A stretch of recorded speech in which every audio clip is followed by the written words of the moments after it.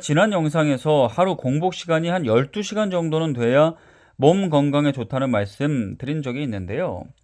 저녁 7시에 이제 저녁을 먹었다. 그러면 그 다음날 7시 이후에 이제 아침을 먹으면 좋다는 거죠. 12시간 정도는 마음만 먹으면 할 수 있는 시간이잖아요. 우리 몸은 공복 상태일 때 염증 치료를 시작한대요. 계속 이제 음식물이 들어오고 야식 먹고 그러면 염증 치료하는데 에너지 안 쓰고 음식물 처리하는데 에너지를 쓴다는 거죠. 그래서 공복 유지 시간이 필요하다는 겁니다. 이와 관련한 연구가 또 있는데요.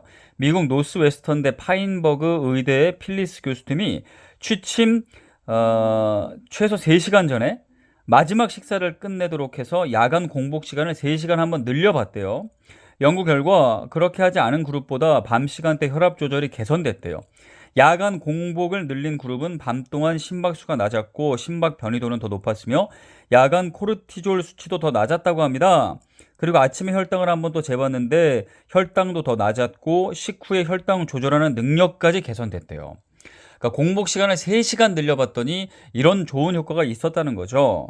물론 야식, 또 회식 이런 것도 포기할 수는 없겠지만 야간 공복 시간 3시간 늘리는 것만으로도 몸에 긍정적인 효과가 생긴다고 하니까 욕심 내봐도 좋을 것 같습니다. 자팡하노였습니다. 구독과 좋아요는 큰 힘이 됩니다. 올해가 시작된 지도 얼마 안 된 것 같은데 벌써 2월이 됐습니다. 올해는 특히 지난해와는 좀 다르게 시작하고 싶은 마음 분명히 있으셨을 텐데요. 몸과 마음을 향상시킬 수 있는 그 무엇을 하리라는 다부진 결심. 하지만 살아온 습관의 물결을 거스르기란 여간 어려운 게 아닙니다. 하지만 아직 늦지 않았죠. 이제 시작입니다. 처음부터 거창할 필요는 없습니다.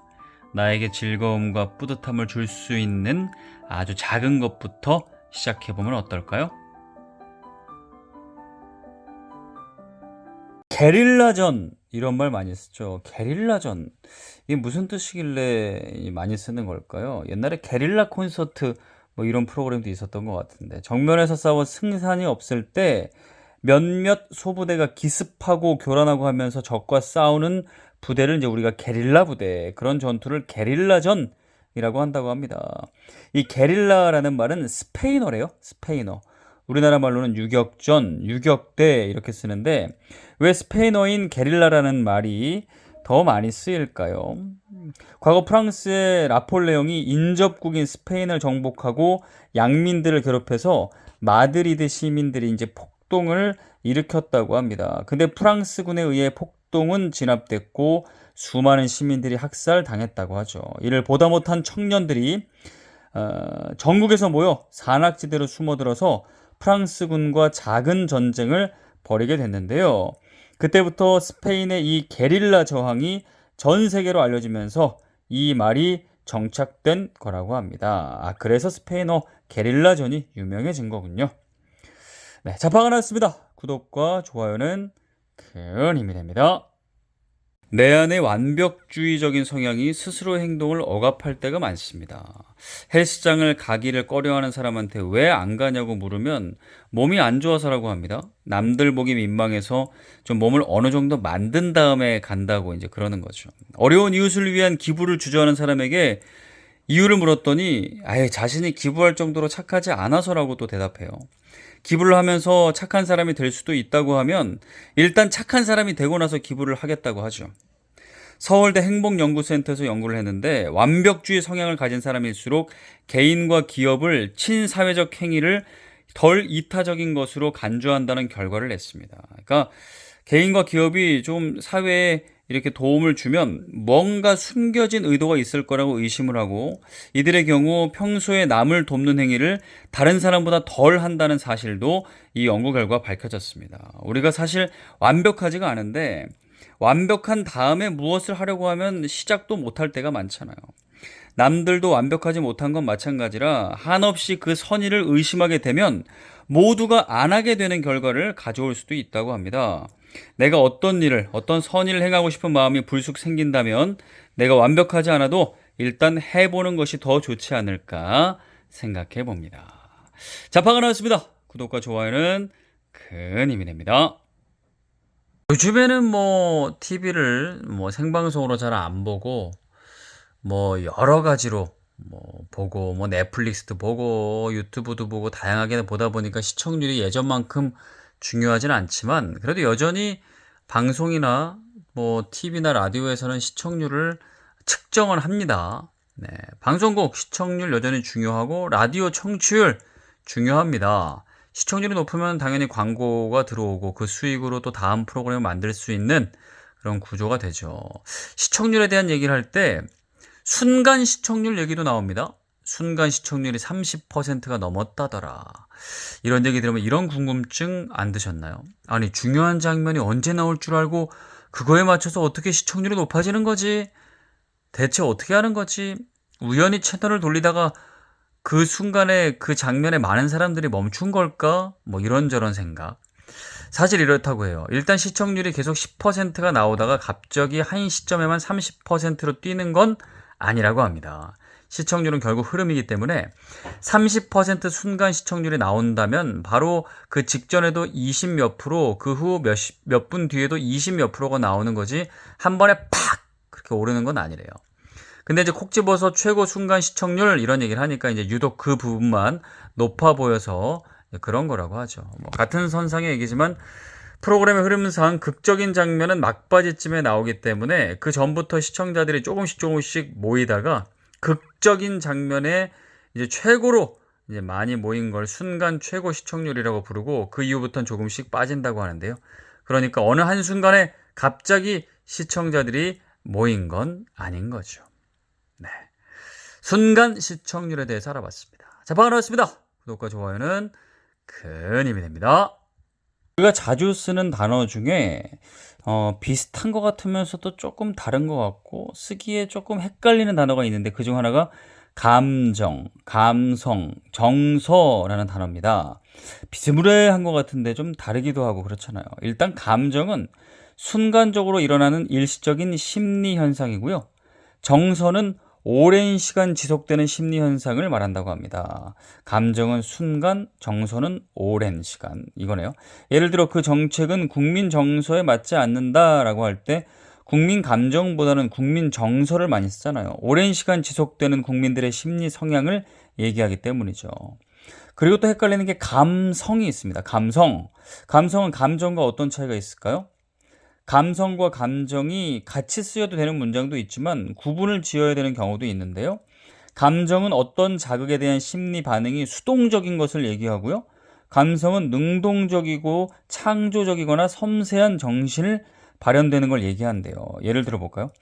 감정이 풍부하다는 기쁨, 슬픔 등의 여러 감정을 잘 드러낸다는 뜻이지만 감성이 풍부하다는 주위 사물에 대해 섬세하게 느끼고 표현한다는 의미가 된대요. 그래서 예술적 감성이란 말은 성립돼도 예술적 감정은 성립되지 않는다고 합니다. 감성은 조금 섬세한 느낌이 있는 그런 단어군요. 자, 반갑습니다. 구독과 좋아요는 큰 힘이 됩니다. 인생을 좀 더 잘 살기 위해 우리는 지금보다 성숙해지기 위해 노력합니다. 어떤 이는 성숙해지려면 3가지 용기가 필요하다고 말하는데요. 거절당할 용기, 상처를 받아들일 용기, 남의 장점을 볼 용기. 거절을 못해 힘들어하고 상처를 받아들이지 못해 아파하고 상대방의 단점 때문에 우리는 분노하죠. 거절당할 용기, 상처를 받아들일 용기, 남의 장점을 볼 용기. 오늘은 이 중 한 가지 용기만 내보면 어떨까요? 사람은 늘 불안을 달고 산다고 하잖아요. 혹시 난 전혀 불안하지 않다 하시는 분들 있으신가요? 있으실 수도 있는데 정도의 차이는 있겠지만 아마 거의 없지 않을까요? 시기에 따라 어떤 때는 좀 불안이 없다가도 또 어떤 시기에는 또 심해지고 그러잖아요. 어릴 때는 별로 저도 불안하지 않았던 것 같은데 이제 크면서 뭔가 스스로 뭔가 책임지거나 결정하거나 이런 일이 많아지면서 불안감이 좀 커진 것 같습니다. 기본적으로 사람은 왜 불안할까요? 이유는 복합적이죠. 유전적인 것도 있고 신체적인 요인도 있고 환경적인 요인도 있을 텐데 일단 좀 이유를 살펴보면 첫째가 예측하지 못하거나 예측이 어렵기 때문이라고 합니다. 내년에 무슨 일이 일어날지 뭐 회사에서 내가 어떻게 될지 요즘은 세상이 이제 빠르게 변하다 보니까 예측이 힘들어졌죠. 그래서 이제 좀 불안하다고 하고요. 둘째는 경쟁이 너무 심해져서 이래요. 더 올라가는 걸 바라지 않더라도 그냥 지금 자리만 지키려 해도 또 열심히 하지 않으면 안 되잖아요. 이제 그런 경쟁이 더 심해지고요. 그러니까 뭔가 계속 긴장되고 계속 어떤 물로 따지면 제자리에 있더라도 계속 제자리에 있기 위해서라도 헤엄을 쳐야 되잖아요. 물살이 세니까. 세 번째는 완충작용의 부족이래요. 이건 열심히 살며 쉬고 충전하고 그래야 되는데 그럴 시간이 부족하다는 거죠. 계속 쳇바퀴처럼 굴러가고 이 멈출 수 없는 계속 뭔가 이어지니까 불안과 긴장이 높아진다고 합니다. 네.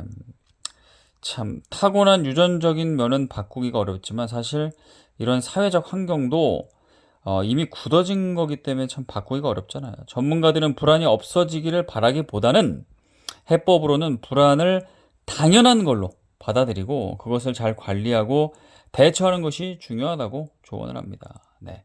불안은 당연한 거다. 숙명이다. 네, 이렇게 받아들이고 지혜롭게 잘 대처하셨으면 좋겠습니다. 자, 방언하였습니다. 구독과 좋아요는 큰 힘이 됩니다. 컴퓨터 쓰다 보면 갑자기 뭐 오작동, 에러를 일으킬 때가 있죠. 이제 그런 걸 또 버그라고도 하는데요. 버그. 왜 버그가 됐을까요? 영어 버그는 우리말로 곤충인데 왜 컴퓨터가 오작동하는 걸 버그라고 말하게 됐을까요? 컴퓨터가 처음 나왔을 무렵에 하버드 대학교에서 전자계산기의 하드웨어가 잘 작동하지 않아서 원인을 조사했다고 합니다. 그랬더니 기계 내부에 나방이 걸려 있었대요. 그래서 이제 잘 작동하지 않았던 건데요. 그 이후로 이제 컴퓨터가 원인 불명의 이상 작동을 하는 것을 버그라고 부르게 됐다고 합니다. 나방이 걸려 있어서. 네, 그때부터 버그라고 불렀군요. 네. 참고로 디버그란 말은 버그를 발견하고 수정하는 것을 말하는데요. 이건 곤충잡이라는 뜻이라고 하네요. 네. 자, 방언하였습니다. 구독과 좋아요는 큰 힘이 됩니다. 음식의 양이 아주 적을 때 우리는 간에 기별도 안 간다 이런 말 쓰잖아요. 왜 먹는 음식은 다 위로 가는데 위가 아니라 간이라는 말 썼을까요? 간에 기별이 안 간다는 말을 만들었을까요? 근데요, 신기하게도 음식물은 결국 간으로 간대요. 엥? 간? 음식은 일단 먹으면 위로 가죠? 그리고 소장을 거치는데, 그리고 정맥을 타고 결국 간으로 이동한다고 합니다. 간으로 온 소화물 중에서 영양분은 흡수가 되고요. 독성 물질은 또 간에서 해독이 되고 신체적 정신적 활동에 필요한 에너지를 얻게 된다고 합니다. 그래서 위를 거쳐서 간까지 가려면 어느 정도의 영양분을 갖추고 있는 음식이어야 하죠. 이런 메커니즘을 따르면 간의 기별도 안 간다는 말이 과학적인 근거가 있는 말이라고 하네요. 그 과학적 근거를 통해서 만들어졌을까요? 신기하네요. 자, 방언하였습니다. 구독과 좋아요는 큰 힘이 됩니다. 이런 고민을 할 때가 있죠. 왜 사람들이 나를 좋아하지 않을까? 또 더 큰 일 하고 싶은 사람은 또 이런 생각을 합니다.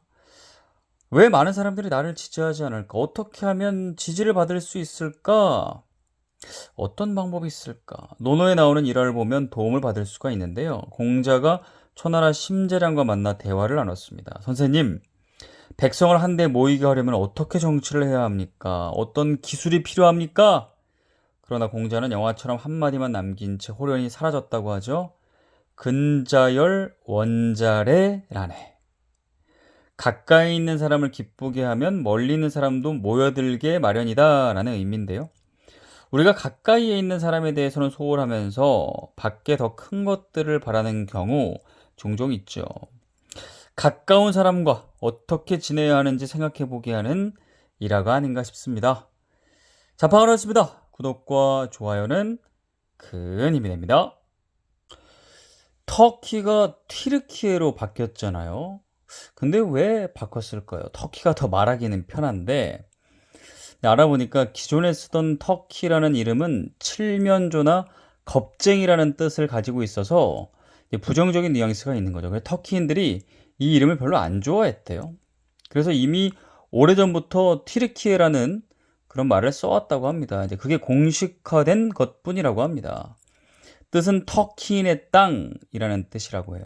튀르키예 말고도 이제 국호, 나라 이름을 바꾼 나라들은 꽤 존재하죠. 가나는 골드 코스트였고요. 스리랑카는 실론이라는 이름이었습니다. 또 짐바브웨는 로디지아였고요. 미얀마는 버마였죠. 그리고 캄보디아는 이름을 아주 자주 바꿨어요. 크메르 공화국, 캄보치아 민주공화국, 캄보치아 인민공화국, 캄보디아국으로 하다가 이제 지금은 캄보디아 왕국이 됐다고 합니다. 터키, 튀르키예 하면 궁금한 게 또 있습니다. 이 튀르키예는 과연 유럽일까 아시아일까? 뭐라고 생각하시나요? 일단 정답은 양 대륙에 걸쳐 있어서 명확하게는 말하기 어렵대요. 사전을 찾아보면 서남아시아와 남유럽에 걸쳐 있는 국가라고 나와 있는데 이런 나라가 또 러시아도 있잖아요. 근데 이제 국제사회에서는 러시아는 유럽으로 받아들이고 있는데 아직 터키, 튀르키예는 유럽으로 인정받지 못하고 있다고 하네요. 네, 자파가 나왔습니다. 구독과 좋아요는 큰 힘이 됩니다. 무거우면 좋은 나무고 가벼우면 나쁜 나무인 것이 아니다. 무른 오동나무는 서랍 재료로 요긴하다. 소나무를 쓰면 뒤틀려서 수월하게 여닫지 못할 것이고 단단한 참나무는 겨울철 온돌방에서 갈라진다. 약한 나무가 반드시 필요한 곳이 있다. 김민식의 나무의 시간 중요한 구절입니다. 나무도 좋은 나무, 나쁜 나무가 있지 않은데 사람은 더 그렇겠죠. 저마다의 특징이 있고 필요한 것이 다 다릅니다. 부러우면 지는 거라고 하는데 부러워하는 건 지는 게 아니라 자연스러운 거죠. 스스로의 가치를 찾지 않는 것이 그게 진짜 지는 게 아닐까요? 우리말 중에 어지러이 뒤엉켜 뒤죽박죽이 된 곳이나 상태를 난장판이라고 하는데요. 이 난장판 처음에 어디서 나온 말일까요? 예전에 지금으로 치면 공무원 시험인 과거 시험이 있었죠. 과거 시험 보는 날 전국에서 선비들이 몰려들다 보니 굉장히 시끌벅적하고 어수선했다고 합니다. 그리고 또 서로 좋은 자리를 차지하려고 다투는 일도 다반사였대요. 또 어떤 느낌인지 좀 상상이 될 것 같기도 한데요. 그래서 그런 과거 시험장의 모습을 난장판이라고 부르기 시작하면서 그 말을 지금도 우리가 쓰고 있는 거죠. 또 비슷한 뜻으로 아수라장도 있습니다. 아수라장. 아수라는 고대 인도의 신화에 나오는 귀신을 말하는데 화를 잘 내고 툭하면 싸움을 벌였다고 합니다. 그래서 그 아수라가 가는 곳은 늘 시끄럽고 싸움이 끊이질 않았다고 하는데요. 그래서 소란하고 아스러운 건 혼란스러운 것을 아수라장이라고 부르게 됐다고 하네요. 자파가 나왔습니다. 구독과 좋아요는 큰 힘이 됩니다. 요즘에 혈당 스파이크 얘기 많잖아요. 혈당이 갑자기 치솟는 걸 혈당 스파이크라고 하는데 왜 조심해야 하냐면 여러 가지가 있겠지만 혈당이 갑자기 치솟으면 우리 몸은 이 혈당을 줄이기 위해서 인슐린을 분비하잖아요. 근데 이게 잦으면 인슐린은 분비하는 곳인 췌장이 힘들대요. 너무 힘들어. 췌장이 혹사당하고 인슐린 그 자체도 좀 힘이 떨어진대요. 힘이 떨어지니까 자꾸 많이 분비되니까 인슐린 수치도 높아지고 당뇨병으로 갈 수 있다고 합니다. 그러니까 인슐린을 너무 괴롭히면 안 돼요. 근데 이제 혈당을 많이 이렇게 높이는 음식을 먹으면 어쩔 수 없이 인슐린이 나오니까. 그래서 식사 때 탄수화물을 많이 먹었다면 식후에 산책을 하면 혈당 관리에 도움이 된다는 얘기가 많잖아요. 관련해서 사이언티픽 리포트에 게재된 일본 연구팀의 논문을 보면 식후 30분이 지나서 30분을 걷는 것과 식사하고 바로 10분을 걷는 것, 혈당 관리에 뭐가 좋은지 연구를 했는데 식사하고 바로 10분을 걷는 것이 혈당 수치가 더 많이 떨어졌다고 합니다. 식사 직후 10분을 걸은 그룹이 혈당 최고치가 164였다면 식사 후에 30분 정도 쉬었다가 30분간 걸은 그룹이 175였고요. 더 높아졌네요. 아예 안 걸은 그룹은 혈당 최고치가 181이었대요. 그러니까 식사 직후에 바로 걷는 것, 10분 정도 걷는 것이 혈당 관리에 더 좋고 뭐 30분 안 걸어도 되니까 10분만 걸어도 되니까 더 시간도 절약할 수 있다는 거네요. 식사 직후 10분 산책의 기적입니다. 자파가 나왔습니다. 구독과 좋아요는 큰 힘이 됩니다. 요즘 주변에 보면 젊은데도 눈이 안 좋아서 고생하시는 분들 많아요. 저도 그렇고요. 루테인, 뭐 오메가3 이런 건강 보조식품들이 많지만 계속 눈에 안 좋은 상황에 놓여 있다 보면은 이게 확 좋아지기가 어렵잖아요. 그래서 평소에 가까이 있는 음식들로 눈 건강 도 챙겨보시면 좋을 것 같은데요. 뭐가 있을까요? 일단 가장 먼저 생각나는 건 당근이잖아요. 당근. 눈 건강에 도움이 되는 영양 풍부하게 들어있습니다. 그리고요, 시금치도 그렇대요. 시금치에 루테인, 제아잔틴이 있어서 눈에 도움이 되고요. 달걀도 눈이 좋다고 합니다. 아연이 풍부하는데요. 아연이 부족하면 백내장은 물론 시력 손상과 야맹증도 생길 수가 있죠. 그리고 달걀에 오메가3 루테인도 많다고 하네요. 와. 새우와 굴도 아연이 많이 있고요. 그리고 옥수수도 있습니다. 눈에 좋은 항산화 성분인 제아잔틴, 루테인이 많다고 하고요. 마지막으로 고구마도 당근처럼 베타카로틴이 풍부해서 눈 건강을 지키는 데 도움이 된다고 하네요. 다시 정리하면 당근, 시금치, 달걀, 새우, 굴, 옥수수, 고구마 말씀드렸는데요. 눈이 조금 안 좋다 하면 요 주변에 이런 음식들이 있으면 좀 의식적으로 많이 드시면 좋을 것 같습니다. 자파하나였습니다. 구독과 좋아요는 큰 힘이 됩니다. 어릴 때는 찬물도 벌컥벌컥 잘 마시고 그랬는데 요즘에는 이제 속이 아파서 잘 못 먹는데요. 다 아시겠지만 찬물, 뜨거운 물보다는 미지근한 물이 사실은 건강에 좋다고 합니다. 찬물은 음식을 통해 들어온 지방을 응고 상태로 유지시켜서 소화가 잘 안 되게 하고요. 찬물을 마시면 그걸 다시 몸에서는 또 데워야 되잖아요. 수분이 흡수되는 속도를 늦춰서 예를 들어 즉각적인 수분 공급이 필요한 운동을 할 때는 정말 찬물이 안 좋다고 합니다. 운동을 하고 나면 정말 찬물이 땡기긴 하지만 찬물 먹으면 안 좋은 거죠. 반면 뜨거운 물은 식도암 등 암 위험 발생을 높이기 때문에 전문가들은 미지근한 20도에서 26도의 물을 추천하는데요. 네, 오늘도 너무 차거나 뜨겁지 않은 미지근한 물 많이 드시면서 건강 잘 챙기시면 좋을 것 같습니다. 자파하였습니다. 구독과 좋아요는 큰 힘이 됩니다. 경제 뉴스를 보다 보면 빅스텝, 자이언트 스텝이란 말이 자주 나옵니다. 한 번쯤 또 들어보셨을 텐데요. 빅스텝, 자이언트 스텝 뭘까요? 한번 정리해 보죠. 일단 둘 다 기준금리를 올리는 것을 얘기합니다. 빅스텝은 한 번에 0.5%포인트를 인상하는 걸 얘기하고요. 자이언트 스텝은 왠지 빅스텝보다 클 것 같죠. 더 많이 한 번에 0.75%포인트를 올리는 것을 말한대요. 경제 상황에 따라 몇 포인트를 올릴 것인지를 결정하는 건데요. 평상시 상황에서는 보통은 0.25%포인트씩 변동합니다. 0.25%포인트 올리는 걸 이제 우리가 베이비 스텝이라고 하는데, 이제 보통 우리나라를 포함해서 미국 등 대부분의 나라는 0.25%포인트 단위로 기준금리를 조정합니다. 뭐 꼭 정해진 건 아닌데, 뭐 0.1%, 0.27%, 0.36% 이렇게 자기 마음대로 그냥 올리는 나라도 많습니다. 하지만 이제 4번이나 연준 의장을 역임한 앨런 그리스펀이 0.25%포인트씩 변동폭으로 그렇게 했더니 정책적으로 효과가 있어서 대부분은 그걸 따라해서 이렇게 변동시킨다고 하네요. 네, 그렇군요. 자판을 하겠습니다. 구독과 좋아요는 큰 힘이 됩니다.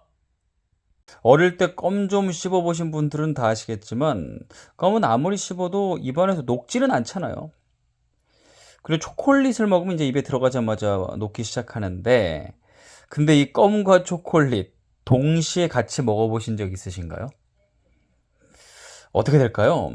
저는 뭐 이렇게 해본 적은 없지만 껌과 초콜릿을 같이 먹으면 초콜릿 때문에 껌이 녹는데요. 야, 해본 적은 없지만 도전해보고 싶지도 않습니다.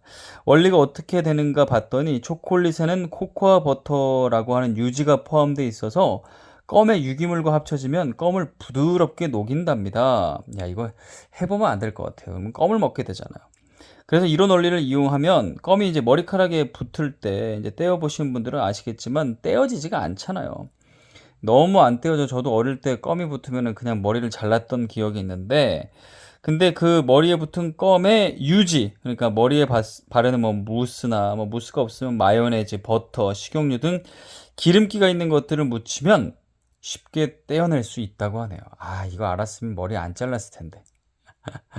네. 자, 방언했습니다. 구독과 좋아요는 큰 힘이 됩니다. 법률 용어는 항상 헷갈리는데요. 그래도 뉴스를 보다 보면 좀 자주 언급되는 단어들은 저희가 또 기억해둘 필요가 있잖아요. 헷갈리는 법률 용어 중에는 신문, 신문이 있습니다. 신문과 신문. 우리가 읽는 신문을 얘기하는 건 아니죠. 신문은 말로 물어서 조사하는 걸 말한대요. 한자로는 물을 신, 물을 문이죠. 예를 들어 판사가 판결을 위해서 사건 관련자들에게 이것저것 물어보고 조사하는 걸 말하죠. 신문의 종류는 여러 개죠. 증인신문, 유도신문, 인정신문. 어디서 들어본 것 같습니다. 요즘에 뭐 계엄 재판에 뭐 판사들이 많이 물어보잖아요. 신문이 물어보는 거라면 신문은 판사가 사건 관련자에게 개별적으로 진술할 수 있는 기회를 주는 거래요. 예를 들어 이렇게 사용하죠. 증인의 신문이 있었다. 판사가 피의자를 불러 신문을 했다. 그러니까 판사가 증인이나 피의자에게 진술할 기회를 줬다는 뜻이죠.